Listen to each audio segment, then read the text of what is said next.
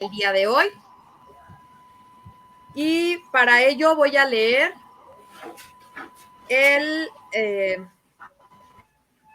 la formación académica y también algunas situaciones propias de nuestro próximo ponente, llamado Efraín Gutiérrez Zambrano, escritor, filósofo, editor, periodista en radio y prensa, con amplio campo laboral y profesional, que es egresado de la licenciatura para dictar filosofía y especialidad en ética y desarrollo humano por la Universidad del Bosque. Realizó 8 semestres en la licenciatura de Derecho por la Universidad Autónoma de Colombia y realizó un posgrado en enseñanza de las ciencias sociales, construcción del conocimiento y actuación disciplinar, falso, en Argentina. Te damos la bienvenida, Efraín. Muy buenas noches. Bienvenido. Te platico la dinámica. Consta de 40 minutos para exponer tu tema. Ajá. Y va a haber un espacio también de 5 a 10 minutos para leer participaciones y algunas cuestiones de los participantes. Su tema, perdón, no lo había mencionado, es estrategias para motivar la lectura en el aula de clases. ¿Es correcto, Efraín? Sí, señora. Estrategias para motivar la lectura. Sin más. Es lo que vamos a hablar en esta noche. Sin más, te dejo. Bueno, entonces, muchísimas gracias por esa presentación y vamos entonces a comenzar a hablar un poco de lo que nos corresponde hacer ahora, que es hablar de las estrategias para incentivar la lectura en el aula de clase. Estamos aprovechando esta oportunidad para saludar a todos los amigos de esta página Fiesta de la Lectura, a todos los que han aceptado la invitación de participar en este encuentro sobre educación y también el tema que nos convoca, como es incentivar la lectura. Este es un tema más que todo para, diríase, educadores y padres de familia, pero indudablemente que también los estudiantes, sobre todo los que se aprontan a ser licenciados, ellos también pueden participar y lo pueden hacer muy bien a través de este medio.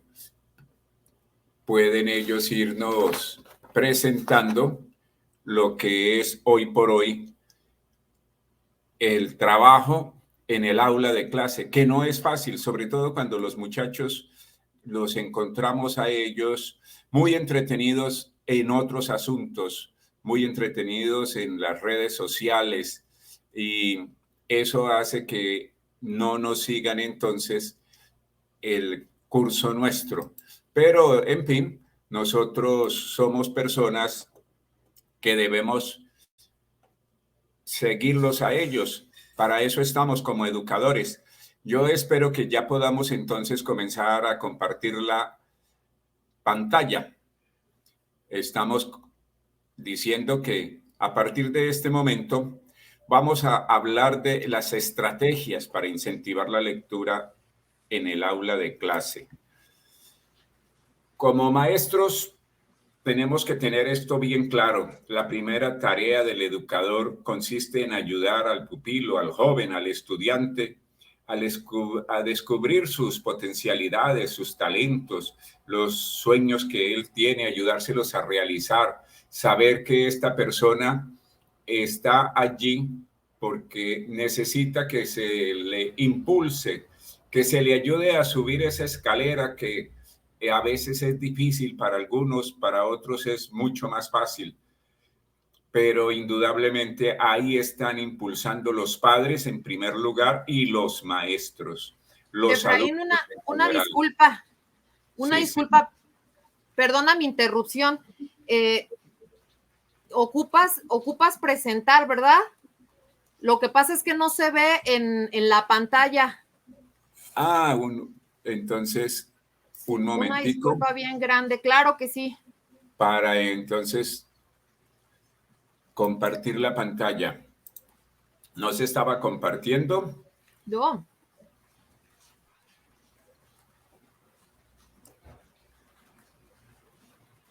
¿Listo?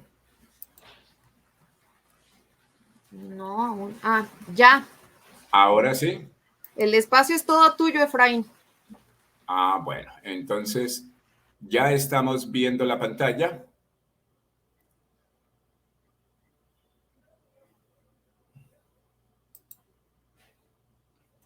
Decíamos que este tema que nos convoca hoy son las estrategias para incentivar la lectura en el aula de clase y que la primera tarea del educador consiste en ayudar al estudiante a descubrir su ideal, su sueño, ayudarlo a subir la escalera, que para algunos es difícil, para otros ha sido más fácil, pero siempre han tenido a los padres, siempre han tenido también a los educadores allí impulsándolos. La segunda es a ayudarlo a diseñar los instrumentos y estrategias necesarios que le permitan volar hacia ese sueño, hacia ese ideal. Y la lectura y el lenguaje bien manejado son estrategias muy eficaces para alcanzar este propósito. Esto lo sabemos desde los tiempos antiguos. En Grecia, por ejemplo, Demóstenes fue un hombre que hizo de la palabra su ideal y llegó a ser uno de los grandes oradores. Hay que recordar en este caso que nuestro saber, nuestra escolaridad, nuestra carrera, nuestra vida social son una cosa. Nuestra intimidad de lector, nuestra cultura son otra. Está muy bien fabricar bachilleres, licenciados, catedráticos y ejecutivos. La sociedad los demanda con insistencia, eso no se discute, pero cuánto más esencial es abrir a todas las páginas de todos los libros. Esto nos dice Daniel Pennac en esa obra que tuvimos oportunidad de leer allá cuando comenzaba el siglo XXI, como una novela, que fue un bestseller que recorrió todo el mundo y particularmente lo conocimos en los diferentes países y fue obligatorio leerlo no solamente en la universidad, sino que también en familia. Muchos se atrevieron a tomar este texto para hacer mejores lectores, porque la lectura debería ser el ejemplo supremo en la educación, mostrar con actitudes el camino que va de la ignorancia hacia el saber profundo, enseñar las preguntas que configuran la existencia humana y las estrategias efectivas para vencer el egoísmo que niega la racionalidad verdaderamente humana, transformar mediante la lectura la realidad externa e ir hacia los mares de la vida interior.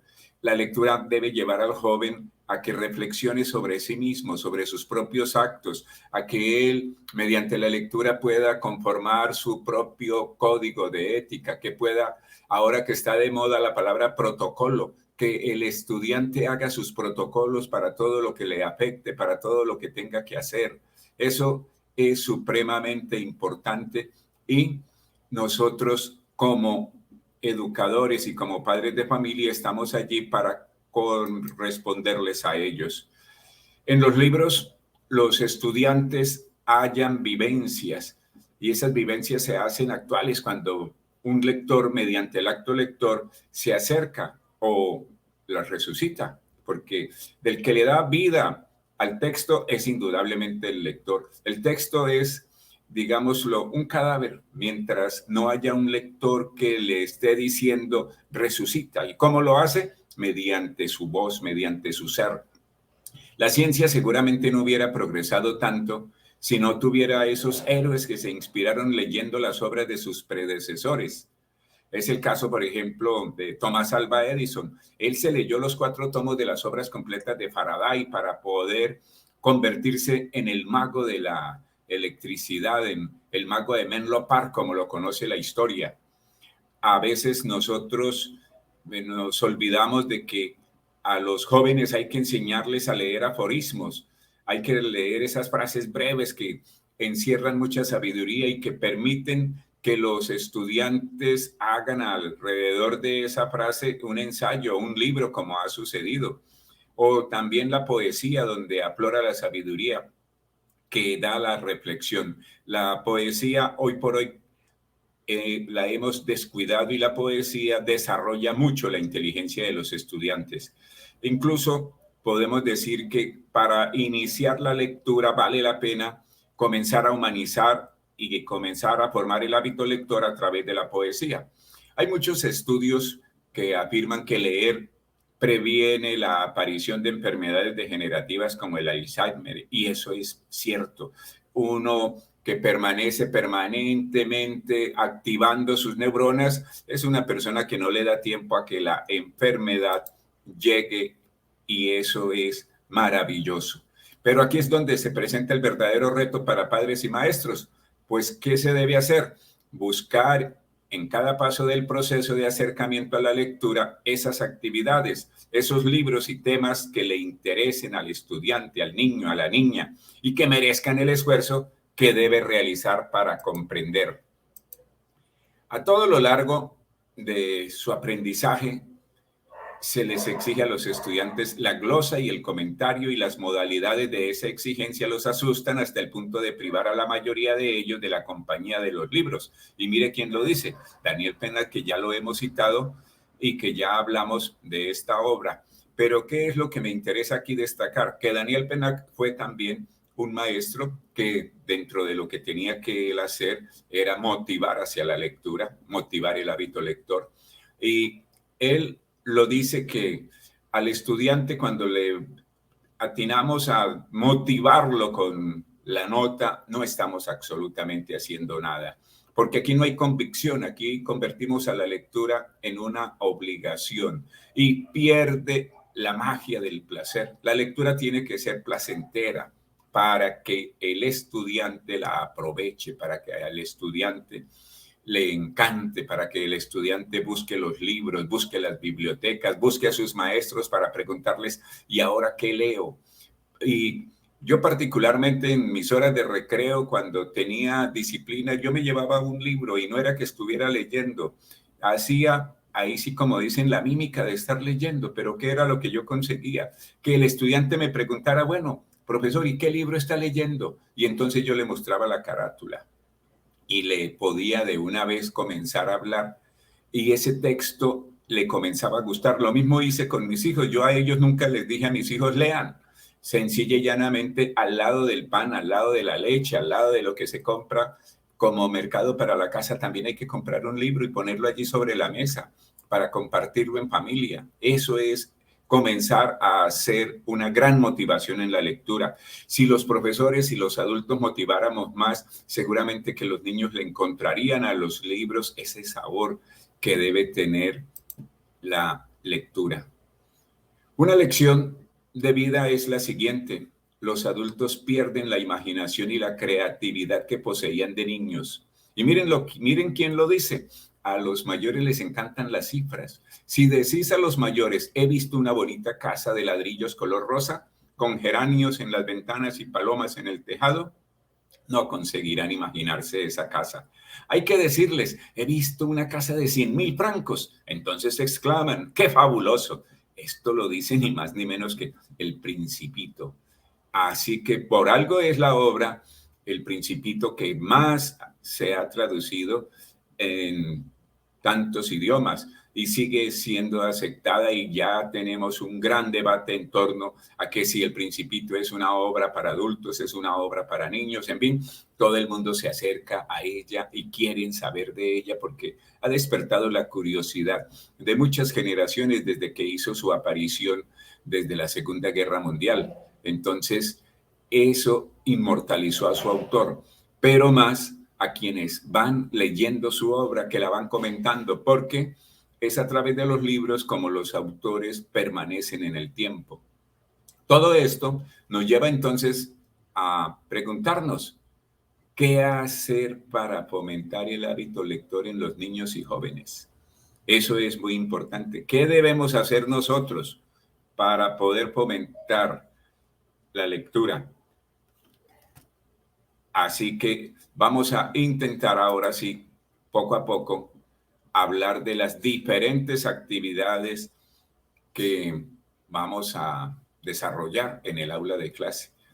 Particularmente, lo que debe hacer el educador es, en primer lugar, escoger un cuento o un libro para leer con la ayuda de los alumnos, y de esta manera, cuando uno pone a los estudiantes a escoger el libro, claro que ellos, como no saben todavía, no tienen el bagaje intelectual que tiene el maestro, que ha hecho preescolar, primaria, bachillerato, universidad, posgrado, doctorado, pues ahí es donde está el papel del maestro. Saque una buena lista de aquellos que él considera que son clásicos, pero también no olvide que los estudiantes se informan, y seguramente que hay más de uno que en la familia hay un buen lector y puede estar motivando en el comedor y diciéndole al hijo: oiga, ¿por qué no se lee esta obra? Mire, acabé de leerme El Caballero de la Armadura Oxidada,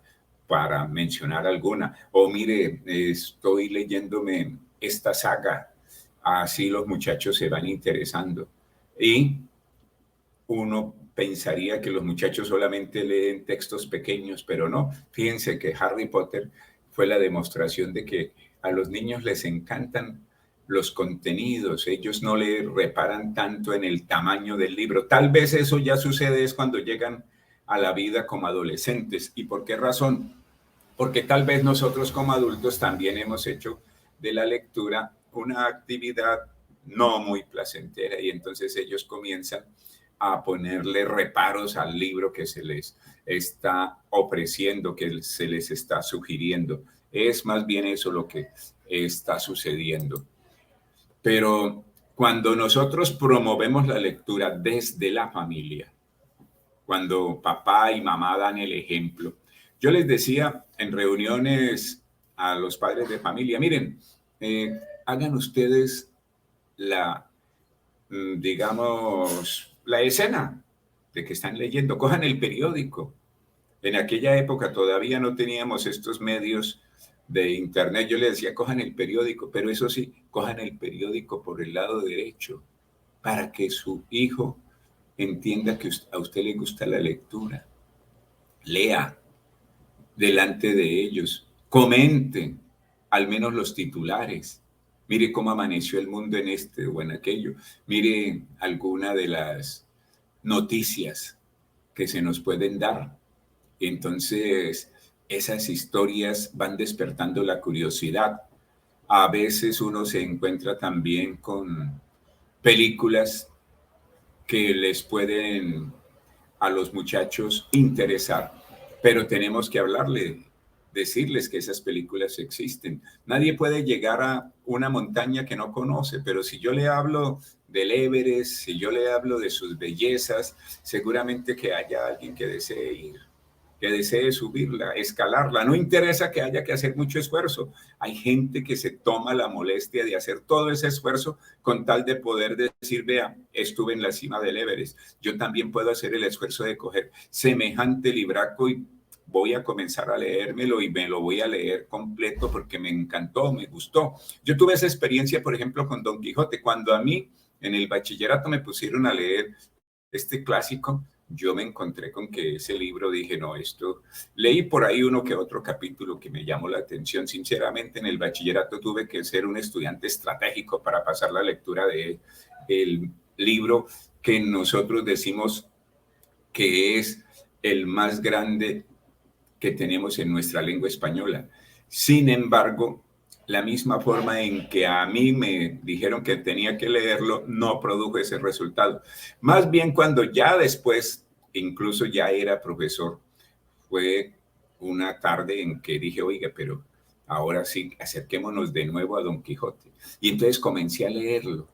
Y cuando comencé a leerlo, ya sin la presión de la nota, ya sin la presión del examen, entonces le encontré lo que nunca había podido encontrar en Cervantes, y comencé entonces a irlo leyendo, leyendo y leyendo, hasta llegar a la conclusión de que para uno leerse Don Quijote necesita 52 horas. 52 horas de lectura. Eso más o menos gasté yo leyéndome ese libro.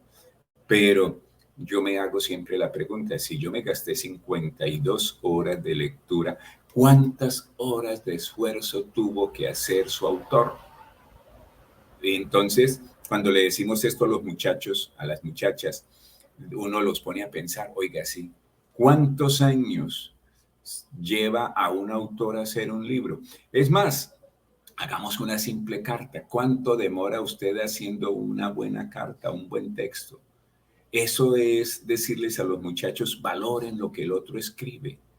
Mire que cuando a uno le llega un poema, el poema puede tener sencilla y llanamente 3 estrofas, pero hacer 3 estrofas bien hechas es un gran esfuerzo. Es más, un aforismo, cogito ergo sum, para mencionar a Descartes, el padre de la filosofía moderna.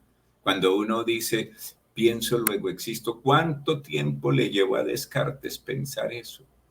Y hay que coger entonces ese libro que se llama El discurso del método, publicado en el año de 1637, y darse uno cuenta que allí él transmite lo que es, él nos cuenta de cómo venía participando en la guerra de los 30 años, de cómo se sentía como soldado y cómo vio que eso no era lo suyo, que eso no le daba sentido a la vida y que incluso tuvo que, en esas treguas que daba la guerra, comenzar a escribir. Y por eso el libro comienza, llámame yo en una guerra que aún no ha terminado. Ah, es que sí, en 1637 todavía la guerra no había terminado. Había comenzado en 1618 y terminó hasta 1848. Una guerra, dizque, de seguidores de Jesucristo, entre católicos y protestantes. Los dos siguen a Jesucristo, pero no lo entienden. ¿Por qué no lo entienden? Porque no se han acercado al Evangelio. El Evangelio dice, un solo mandamiento os doy, amaos los unos a los otros.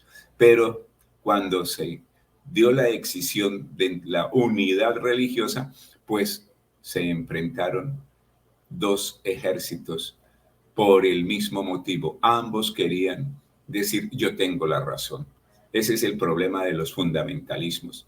Hoy por hoy, gracias a Dios, parece que poco a poco hemos venido superando, pero es también mediante la lectura que nos vamos haciendo libres.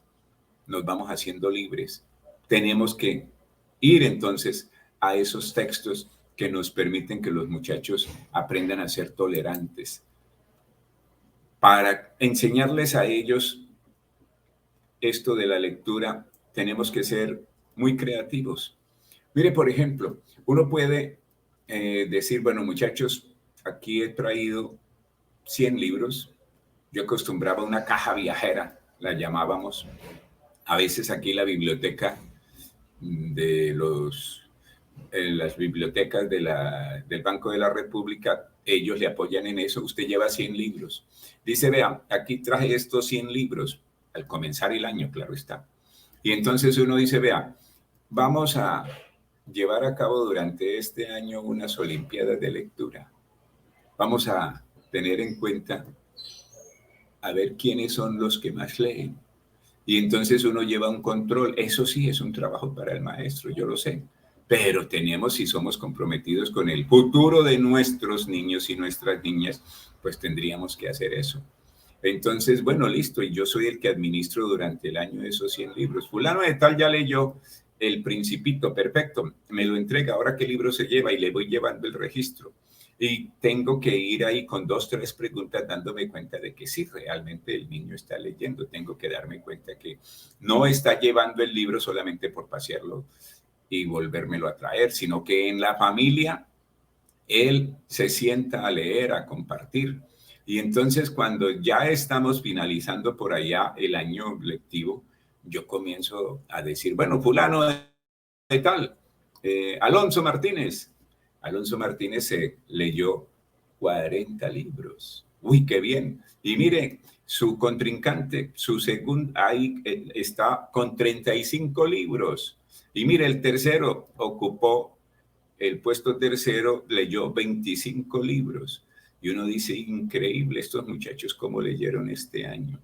Y claro, hay el que aparecerá ya que no hizo nada, porque llegó a las Olimpiadas y no pudo vencer al contrincante.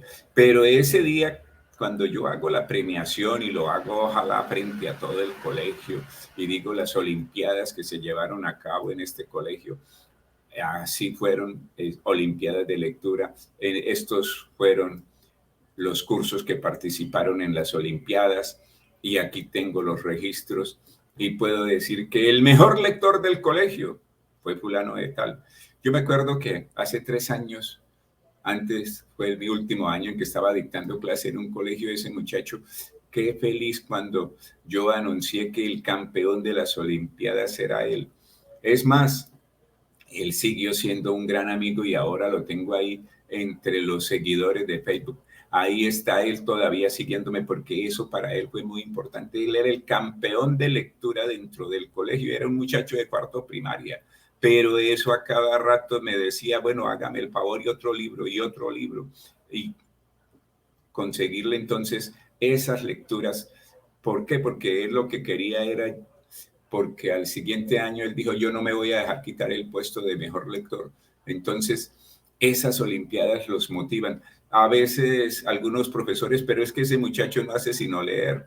Sí, pero es una gran pasión, lógico.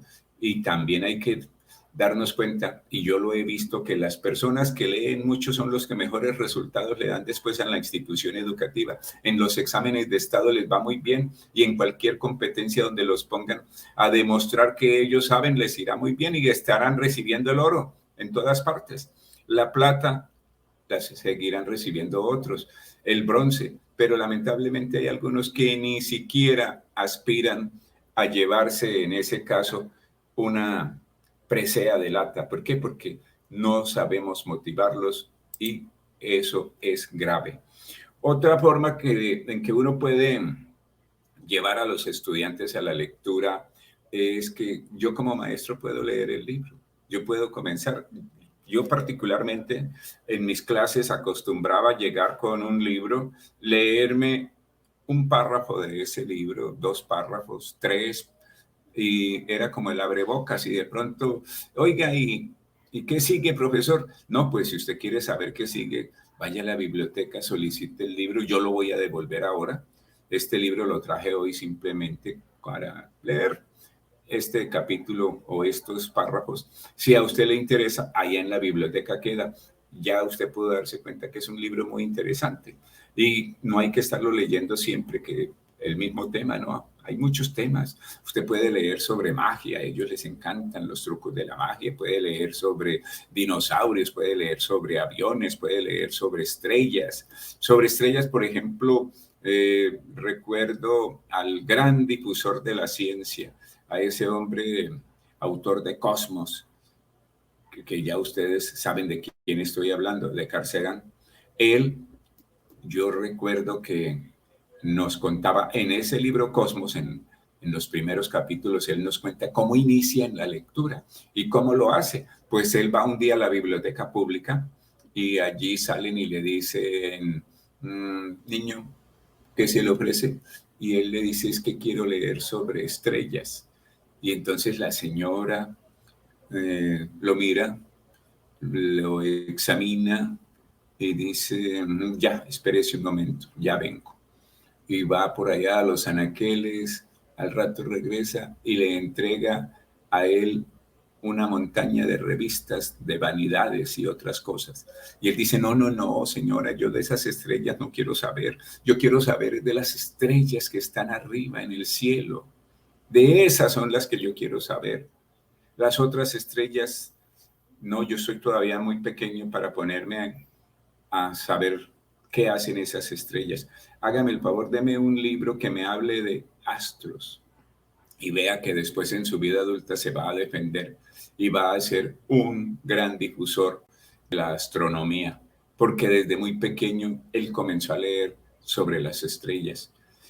Y también podemos enseñarle a los niños cuando yo como profesor le voy haciendo los gestos de los personajes y cambio las voces y le pongo eso pues dirán, el profesor se volvió un payaso. No, el profesor está acercando el texto a la vida, a darle la emoción que le pudo haber dado el escritor.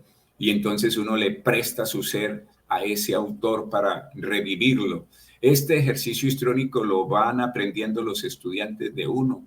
Y cuando cualquier día uno le dice, a ver, lea fulano, entonces ese fulano comienza a leer de la misma forma divertida y todo el mundo está pendiente y de pronto están pendientes de los gestos, pero también están escuchando las ideas y esto los va a enseñar y ahí es donde nosotros podemos ver que hay unos ejes transversales como la tolerancia, como el respeto a las ideas, el respeto a las emociones del otro. Es decir, que mediante la lectura yo también puedo estar enseñando perfectamente las famosas competencias ciudadanas. Estoy formando ciudadanos para el futuro y lo puedo hacer mediante la lectura. Ahí es que saber escoger los textos, insisto. Representar lo que se ha leído o hacer mímica para contar por este medio lo comprendido puede ser una manera más creativa de la evaluación. Cuando lo hacemos así, la gente se divierte más. La gente dice, uy, qué bueno que no va a ser la evaluación acostumbrada, sino que ellos lo hacen representando las escenas y les permite desarrollar el trabajo en equipo o a veces les permite darse a conocer. Algunos, yo recuerdo a uno de mis estudiantes que él siempre buscaba representarnos lo que leía a través de la danza. Él convertía el texto de ese libro en una danza, algo. Y yo no he vuelto a saber de él, pero yo creo que él se estará ganando la vida como bailarín porque nos dejaba sorprendidos cada vez que presentaba su espectáculo, porque definitivamente había nacido para la danza. Pero los libros le daban a él ideas y decía, vea, es que leyéndome, en este caso lo hizo con uno de los cuentos de las mil y una noches, nos transportó a todo esto y vimos nosotros danza árabe y le colaboró una compañera y eso fue novedad. ¿Por qué? Porque la gente lo aplaudió, pues tanto que el curso después se puso de acuerdo y cuando dijimos, bueno, ¿quién va a representar a este curso para el Día del Idioma? Lo señalaron a él, porque indudablemente había hecho un espectáculo en la clase maravilloso y valía la pena que todo el colegio lo conociera. Eso es interesante en ese caso. Mire, esto, por ejemplo, que nos dice Ítalo Calvino, es para recordar que lo más difícil para nuestros estudiantes es comenzar a leer clásicos. Ya les expresaba yo mi experiencia con los clásicos. No es fácil. Primero porque los clásicos pues, son libros que han resistido el paso del tiempo, pero tienen un problema. Se han quedado escritos en ese idioma o en esas formas verbales que se utilizaban. Y entonces uno dice, no, aquí hay necesidad de actualizarlo. Y hay editoriales que se toman el trabajo de actualizar a estos autores. Pero lógico que al actualizarlos se pierde la gracia de lo que ellos realmente escribieron como tal. Traicionan. Yo siempre digo que los traductores traicionan a sus autores. Pero no tenemos otra salida muchas veces para llegar a esos clásicos. Pero con el tiempo, cuando ya se tornan adultos, personas maduras, desean leer la obra en su original. ¿Por qué? Porque le hallaron gusto cuando se les entregó. Entonces, es lo que Ítalo Calvino aquí con estas palabras nos dice. Los clásicos son libros que ejercen una influencia particular, ya sea cuando se imponen por inolvidables, ya sea cuando se esconden en los pliegues de la memoria, mimetizándose con el inconsciente colectivo o individual. Por ejemplo, su libro de Las ciudades invisibles, inmediatamente uno recuerda a Marco Polo y cómo Marco Polo va narrándonos los viajes que en Ítalo Calvino pues son imaginarios, porque Marco Polo nos va presentando diversas escenas, pero hacen que Calvino desarrolle toda su poética, toda su fábula a través de este libro. Y esto le va a permitir desarrollar también su talento de escritor, que posteriormente pasará a ser un gran crítico del sistema social imperante, y lo va a hacer con una gran maestría, y se va a convertir Italo Calvino en uno de los grandes clásicos que corresponde también leer. Por eso tengamos en cuenta que un niño que lee será un adulto que piensa, y un adulto que piensa es un mejor ciudadano, que será útil a sí mismo, a su familia y a su comunidad. Pero leer exige ejercicio diario, disciplina continua para alcanzar la sabiduría, el conocimiento y la inteligencia. Yo sobre este particular alguna vez hice una guía con la historia de Beremy Hamilton, esta surfista que salió al mar y cuando estaba a 300 metros de la playa, allí sobre su tabla, ella dejó descansar la mano izquierda y salió un tiburón y se le comió el brazo. Y cuando la llevaron a la playa, había perdido el 60% de la sangre. Prácticamente cualquiera diría no podría sobrevivir. Y fue al hospital, y como ahí no era mucha la gente en el hospital, pues su padre estaba en cirugía también y fue necesario que lo hicieran a un lado a él para darle paso a su hija, que estaba mucho más grave. Y lograron los médicos con mucha pericia salvarla. Pero lo más interesante es que ella dejó pasar alrededor de 2 meses y ya volvió otra vez. Ella siguió con esa pasión y aún con un solo brazo se llevó los honores de ser una de las grandes surfistas. Había comenzado a nadar y a trabajar con su tabla desde los 3 años de edad y fue ganando en cada una de las categorías infantiles, juveniles y posteriormente como persona adulta.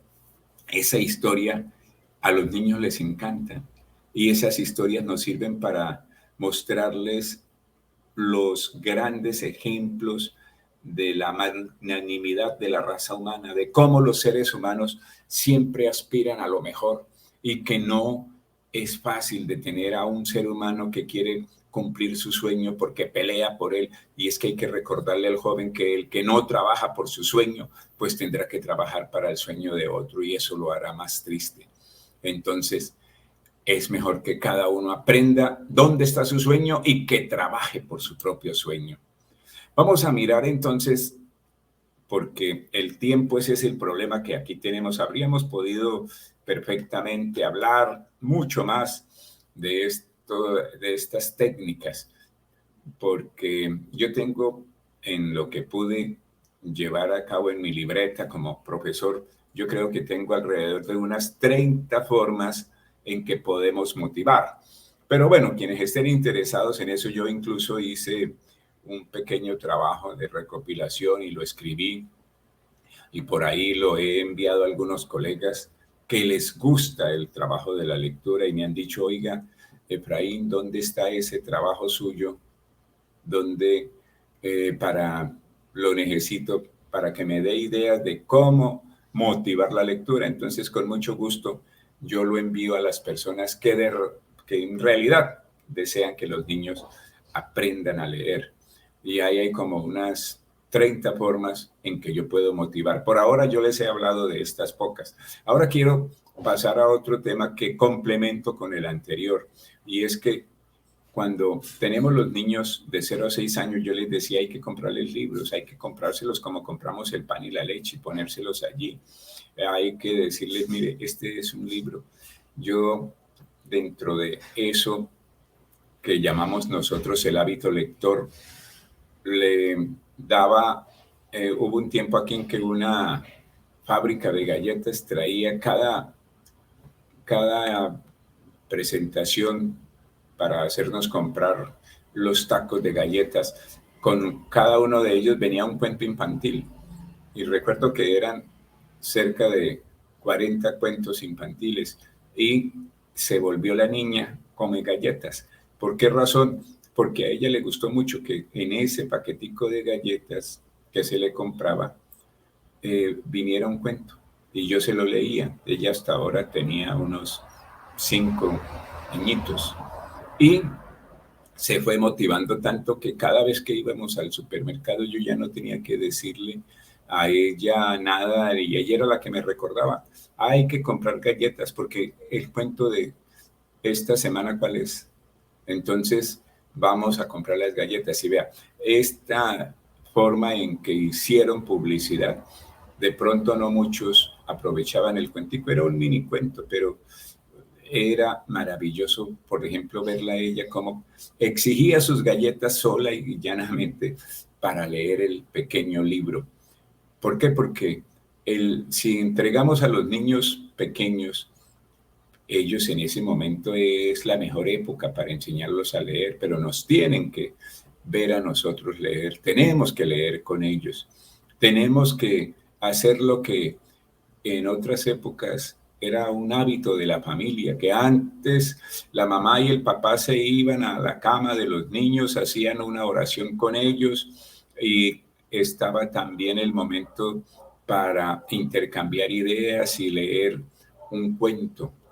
Ese cuento, por ejemplo, Beto hace eso todas las noches, leer algo para los niños, para los jóvenes, para los adultos. Ahí está el éxito. Vea que todavía hay mucha gente que le encanta, que ellos quieren escuchar de viva voz un cuento y después de escuchar el cuento nos vamos a dormir tranquilos porque cumplimos lo que Leo Buscaglia decía en ese libro de Vivir, Amar y Aprender. Yo recuerdo esa frase todavía, aunque me lo leí hace mucho tiempo, pero decía él, a la cama no te irás sin aprender algo más. Que a él como niño siempre el papá le preguntaba, bueno niño, y en este día, ¿qué aprendiste? Cuéntame antes de irte a dormir, ¿qué aprendiste en este día? ¿Cómo aprovechaste el día? Y él tenía que darle la lección. Y luego el papá también le premiaba contándole alguna historia, alguna anécdota o de pronto leyéndole un cuento. Y él recordaba que fue muy placentero crecer al lado de una familia que tuvo el conocimiento como su aliado. De los 7 a los 12 años tenemos que ayudarles a los niños a afianzar las habilidades lectoras que adquieren en el colegio. El hábito se fomenta, ahí sí los padres de familia no lo vayan a olvidar, eso se fomenta en casa, no se puede hacer un trabajo que solamente se lo dejemos al colegio, porque no, así no funciona. Por eso es que generalmente el padre de familia forma el problema, porque dice, uy, pero otro libro, pero ¿qué creyó ese profesor? ¿Me creyó a mí? ¿Acaso qué? Yo no soy banquero. Yo no soy el dueño del banco para estar comprando libros. Y entonces comienzan ahí los niños a escuchar que los libros son algo tedioso, algo costoso, algo que no motiva, que causa es incluso hasta problemas económicos. Y esos comentarios que hacemos negativos sobre los libros y sobre la lectura, pues no benefician en nada para el progreso de ellos, para el progreso de la familia y para el progreso del país. Así que tenemos que abandonar los comentarios negativos sobre la lectura y sobre los libros. Hablemos de que sí, hay dificultades, pero no les digamos a ellos que no es fácil conseguir un libro. Hoy por hoy incluso las facilidades son muchas. Si usted no tiene en el bolsillo cómo comprar el libro, pues vaya a la biblioteca. Hay el sistema de préstamo que le permite llevar el libro de la biblioteca a la casa. No me diga que no puede entrar de pronto y conseguir el ebook. Haga el esfuerzo. Lo que pasa es que, digámoslo con claridad, como dice Guillermo Díaz Plaja en el oficio de escritor, lo que pasa es que a usted no le gusta leer. Entonces, como no le gusta leer, pues le va a buscar 1000 disculpas y entre otras, usted le va a poner problema al precio. El precio va a comenzar a jugar papel importante porque no quiere leer.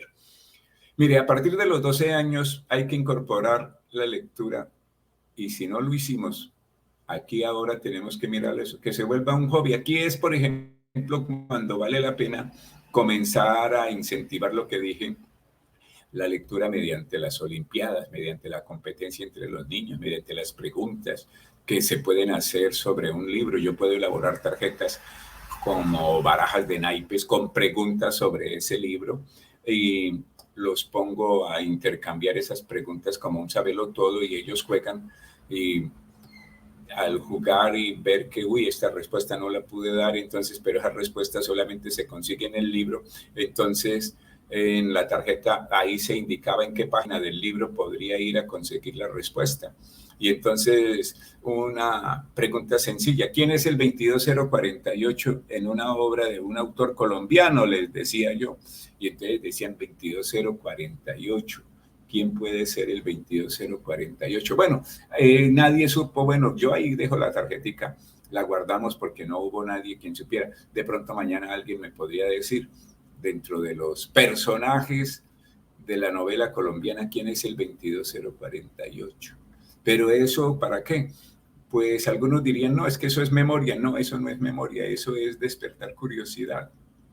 Porque yo les decía, puede ser un preso, puede ser un ciudadano, puede ser el número de un teléfono. ¿Qué puede ser? Averígüenlo. Y la única forma de averiguarlo es leyendo. Y entonces al otro día podían contarme. Y ahorita no les voy a contar quién es el 22048 para que ustedes, los que me están en este momento escuchando y viendo, puedan entonces averiguarlo. ¿Quién es? Seguramente que al adolescente le encantará todo eso, a él le encantan los retos, le encanta la curiosidad, el ser humano no deja de ser curioso.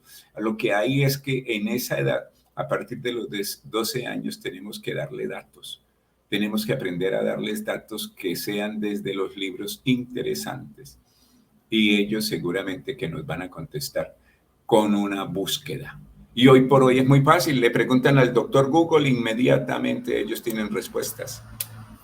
Miren esta es una encuesta que se realizó en España no hace muchos años y encontró lo siguiente, para los niños a partir de la edad lectora, que yo digo que es el tercer grado. En el tercer grado ya los niños pueden iniciar con un plan lector muy bonito y el colegio, la institución educativa que desee tener excelentes resultados, tiene que sentarse con sus profesores y elaborar ese plan lector.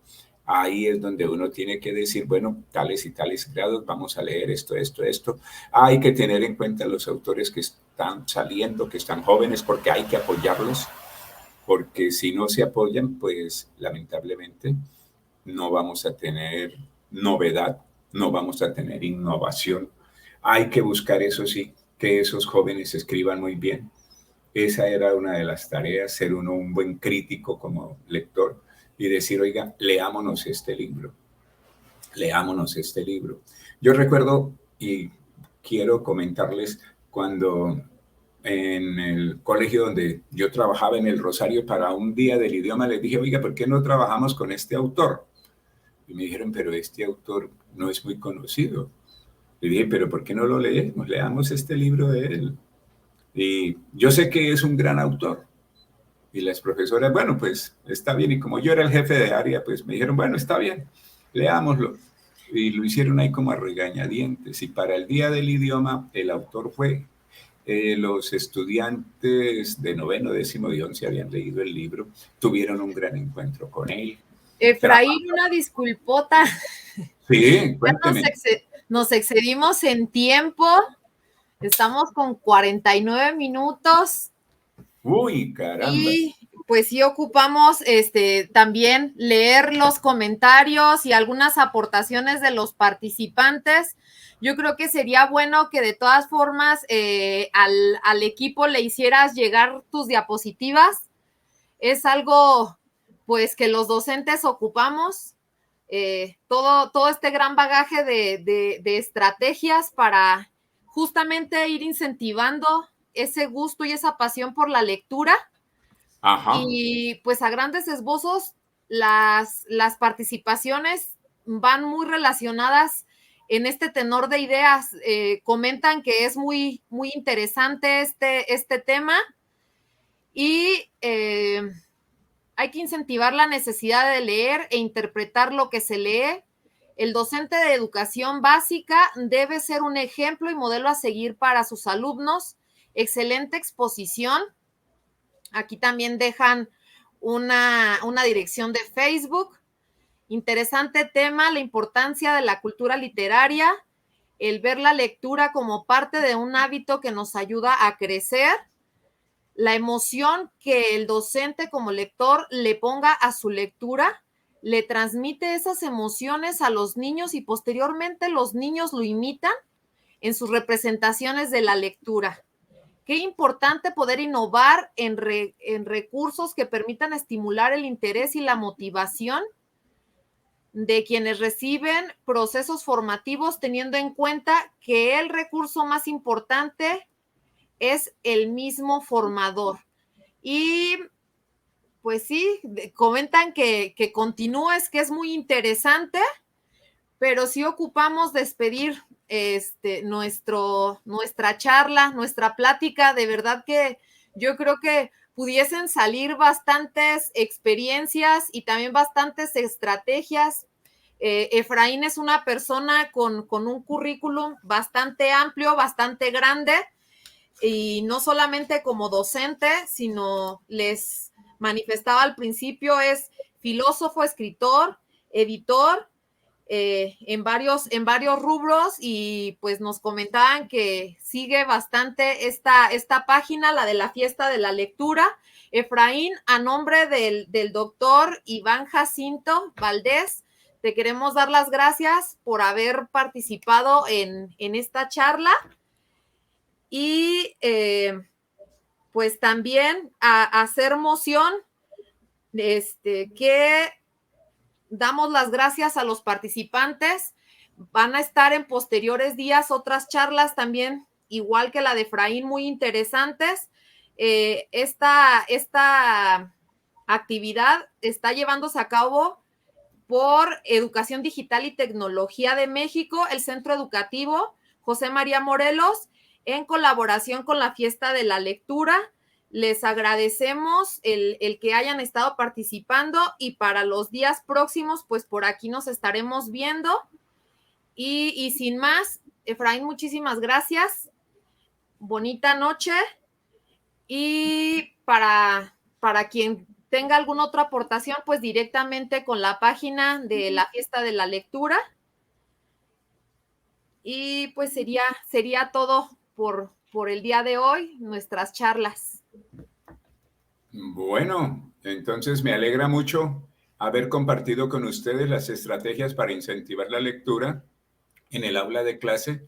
Y sí, fíjense que quedamos ahí en la anécdota, ahí quedó el cuento, pero les decía, yo tengo alrededor de unas 30 estrategias que he podido todavía recoger, y con mucho gusto a los que escriban al correo le estaré compartiendo también. Bueno, muy amables, y entonces una feliz noche y muchas gracias a todos ustedes. Muchísimas gracias, y ya saben, pueden escribir alguna otra duda o quien quiera el material, sírvanse de solicitarlo. Muchísimas Bueno, gracias. Anabel, felices sueños. Igualmente, Efraín, bonita noche.